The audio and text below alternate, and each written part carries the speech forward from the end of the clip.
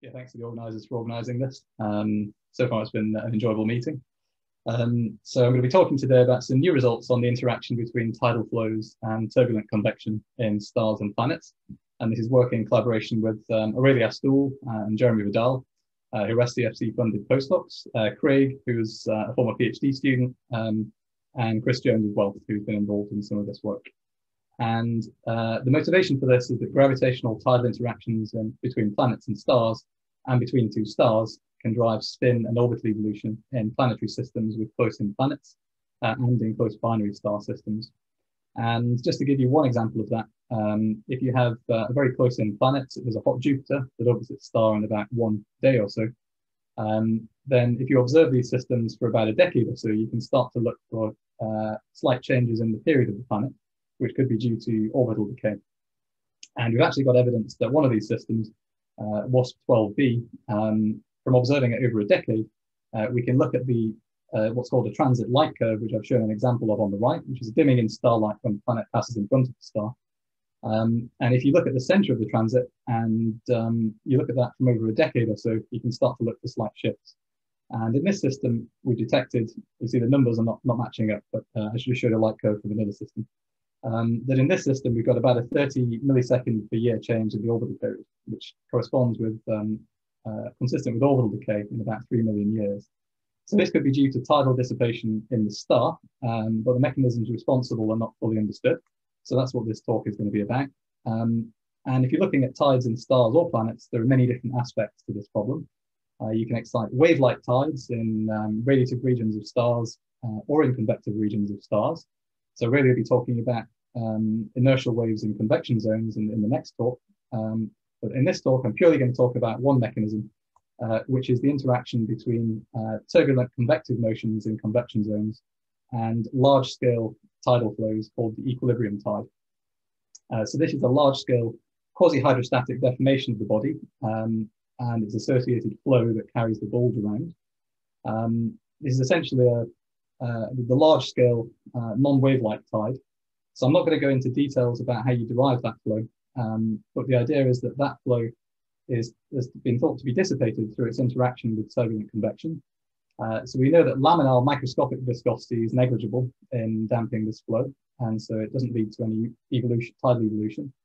But turbulent convection is thought to enhance the effective viscosity and lead to a damping of this flow. And there are uncertainties in this problem that go back to the 1960s and 70s. And I'm going to quote Zahn, that the main weakness of tidal theory when applied to stars with convection zones in general resides in our limited knowledge of the dynamics of the convection and of their interaction with the tidal flow. And I think that's still true today, and that motivates the talk that I'll talk about today. So how can we study the interaction between convection and the tidal flow? So the idea is that the tidal evolution timescales are normally much longer than any convective timescales. And so we can treat the tidal flow as being essentially perfectly maintained and fixed. And it's time dependent depending on what frame you're working in, but it's fixed in the sense that it doesn't change on that sort of timescale that we're looking at. So we treat this as a fixed flow that satisfies the linearized equations for the equilibrium tide. So I won't write down what those are, but essentially in convection zones, we have in the fluid frame, it's an irrotational flow. And we superpose on top of that a convective flow. And we want to look at the energy exchanges between these two components. And for simplicity, I'll talk about non-rotating Boussinesq models of convection to begin with, because there are still uncertainties in this simple problem. So the interaction between tides and convection arise mainly from the appearance of the tide in the nonlinear advection term in the momentum equation. So there are similar terms in the heat equation as well, but they seem to play less of a role in this problem. So if you plug in the above decomposition of the flow into this term, then you get 4 contributions as written below. I've got my mouse pointer, so here. So this is essentially the momentum equation for a Boussinesq fluid, where we're assuming incompressible convection. And on the left-hand side, I've just written down the nonlinear terms. So they involve the convective nonlinearity, and then these 3 terms which involve the tidal flow, UE. So we can derive buoyancy and viscous terms are obviously important, but for the discussion that I'll be giving you now, these are not really key to the arguments, apart from the fact that we need to derive convection.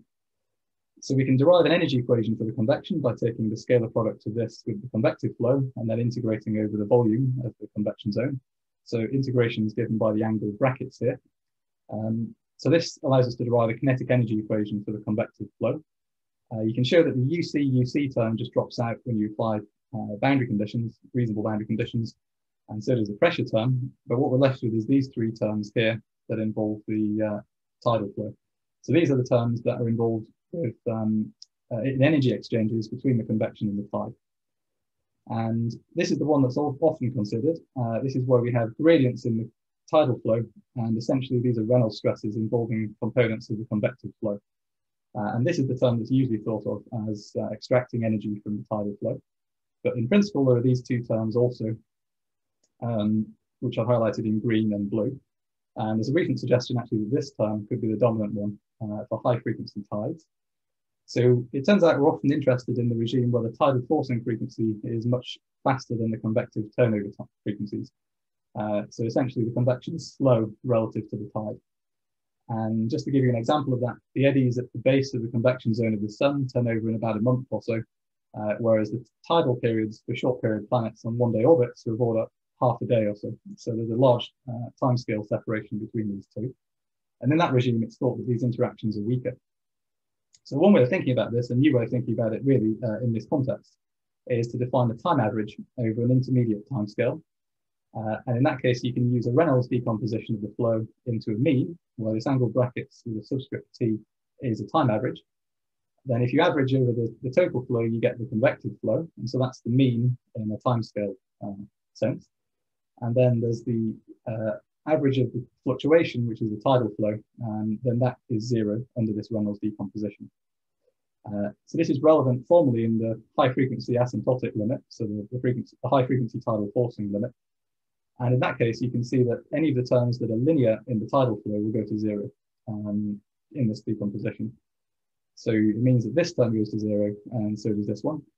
So then you might think that this term is the one that's left, and so this term must be the one that's responsible in the high frequency limit. So the question is it important? So it was suggested recently in a paper by Caroline Turkem to be the dominant one, and it seems to be in a pointwise sense, but the question is, when you do the volume average, is it important? And that's what I'll talk about now. So in an incompressible model, we can study an incompressible tide, and you can solve for the tidal flow. And it's easiest to do this in the bulge frame. So if you think of a circular aligned orbit, when you essentially have a tidal bulge, and if you work in the frame in which the bulge is stationary, then you can derive a tidal flow which just has elliptical streamlines and just looks like this. It turns out that's an exact solution actually. And it looks like this flow here. So it's linear in Cartesian coordinates. And this is in general in a tidally and rotationally deformed ellipsoid. And what you can do is you can look at this flow and we can then determine the energy exchange terms and when you know what this flow is. So UE dot grad UE is can be written as the gradient of a potential, cylindrical polar radius squared.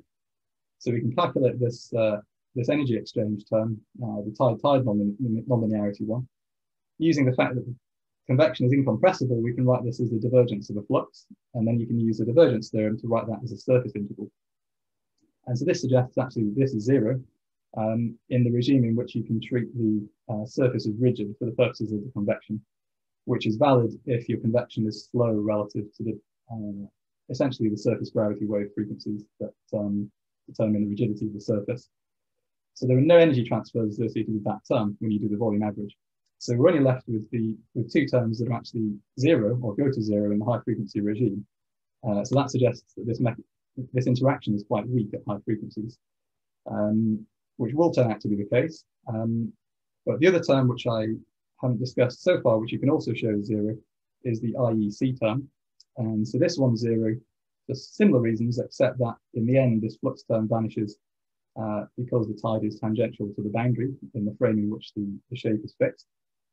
So these two actually vanish when you do the volume integral. And so we're only left with this term here, which is the term involving the gradients of the tidal flow and the Reynolds stresses involving the convective flow components.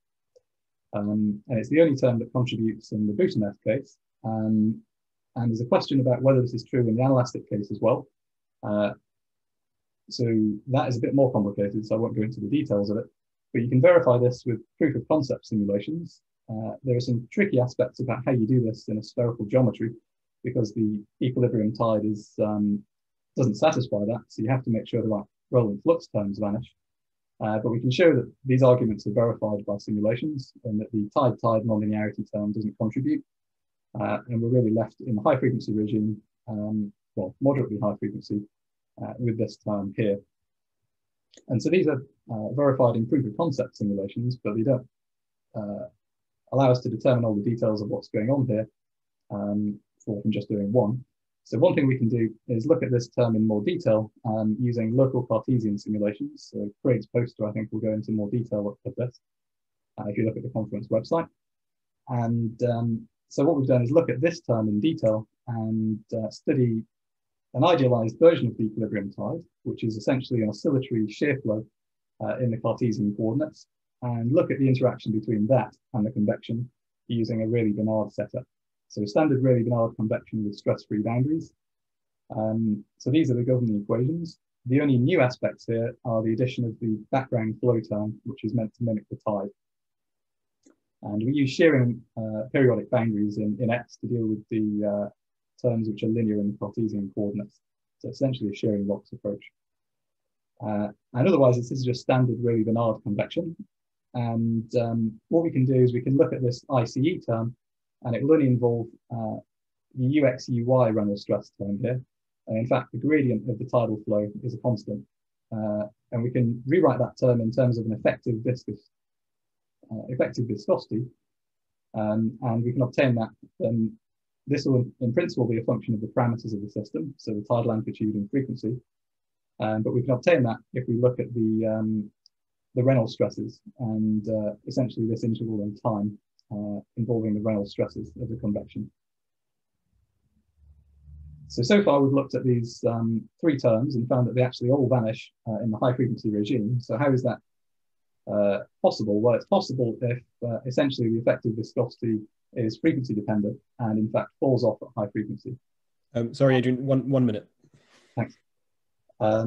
So that is indeed actually what happens. So this is the ratio of the tidal to convective frequencies, and this is the effective viscosity normalized by the RMS vertical velocity and the distance between the plates.